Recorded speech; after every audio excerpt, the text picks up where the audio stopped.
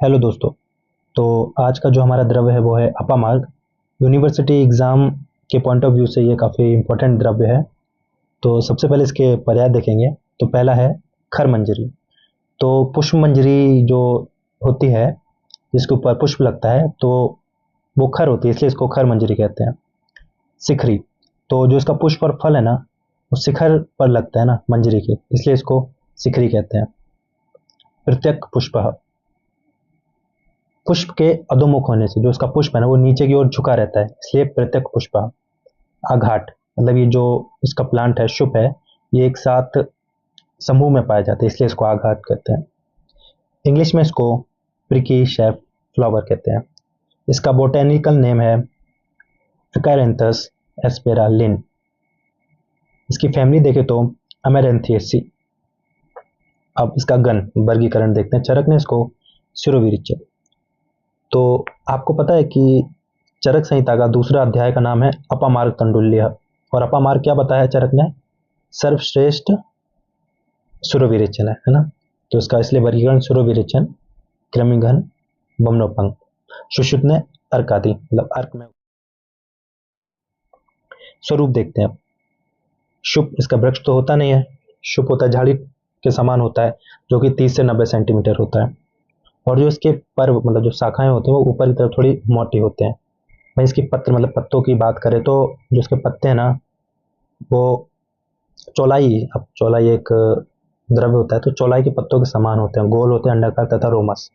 पुष्प मंजरी, जिसपे पुष्प लगता है ना, लगभग 45 सेंटीमीटर होती है।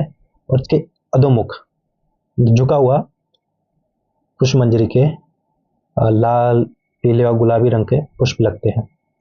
फल, पुष्प मंजरी के आजू बाजू दंड पर फल लगते हैं।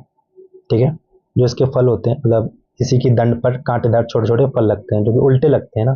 और ये कांटेदार फल कपड़ों पर चिपट जाते हैं तथा हाथ पर भी कई बार टच करो तो गड़ जाते हैं। कपड़ों में चिपकने के कारण कहीं कहीं से कुत्ता नाम से भी जाना जाता है।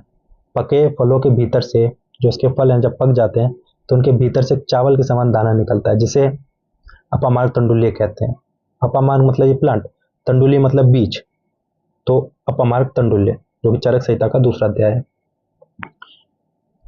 अब इसका देखते हैं उत्पत्ति स्थान। तो समस्त भारत में, अगर आप घर के आसपास भी आपने कई बार इसका देखा होगा। शुभ, भेद, भेद, श्वेत और रक्त। जो रक्त अपामार्ग है ना उसका कांड व शाखाएं रक्तांब होते हैं, मतलब रेड कलर की होती हैं रक्त के। और जो पत्रों पर मतलब इसके पत्र मतलब उसको जो लीव्स हैं उस पर लाल लाल धब्बे होते हैं। अब इसका केमिकल कॉम्पोजिशन देखते हैं। तो इसके मूल में एक्डाइसोन, एक्डाइस्टेरोन और ओलियोनोलिक एसिड। और जो इसका बीज है उसमें सेपोनिन ABCD। ठीक है, चलिए अब नेक्स्ट स्लाइड पे चलते हैं।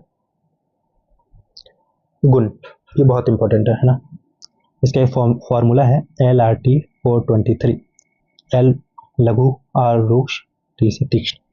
रस वीर विपाक, 4 कटु, 2 उष्ण। शीत पहला, 2 उष्ण। ऐसी मधुर, अमल, मधुर लवण, मधुर अमल, सॉरी, मधुर लवण अमल, कटु तिक्त कषाय।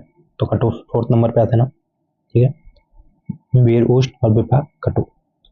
कर्म, तो इसका मुख्य कर्म है, देखिए शिरोविरेचन बहुत इंपॉर्टेंट है ना। सर्वश्रेष्ठ शिरोविरेचन है। मूत्रलानी, अश्मरी नाशन। ठीक है। अन्य कर्म, दीपन पाचन, रोचन, कृमिघन, मेदोघन और कुष्ठकर्म। दोष कर्म, इसके दोष कर्म तो बात और कफ, कफ और बात का शमन करता है। अब इसका प्रयोग देखते हैं ना।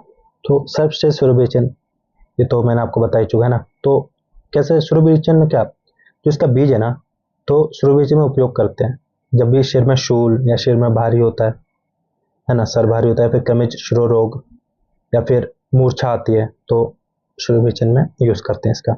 इसका चूर्ण जो कि अर्श में उपयोग करते हैं ना। अपामार्ग मूल का चूर्ण है ना वो शहद में मिलाकर तंडुलोदक के साथ अर्श में प्रयोग करना चाहिए है ना।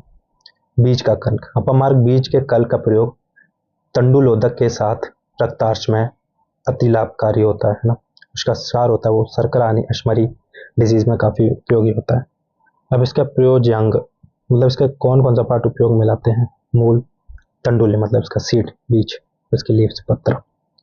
मात्रा कितनी कितनी लेनी चाहिए? अगर हम इसका सोरस बनाते हैं तो 10 से 20 ml, क्षार 0.5 ग्राम, बीज चूर्ण 1 से 3 ग्राम और मूल चूर्ण 3 से 6 ग्राम। इसके विशिष्ट योग देखें तो अपमार्ग क्षार, तेल, घृत, कल्क और त्रिफलादि तेल। तो ये अपमार्ग हमारे यहाँ फिनिश होता है। मिलते हैं नेक्स्ट वीडियो में। Thank you.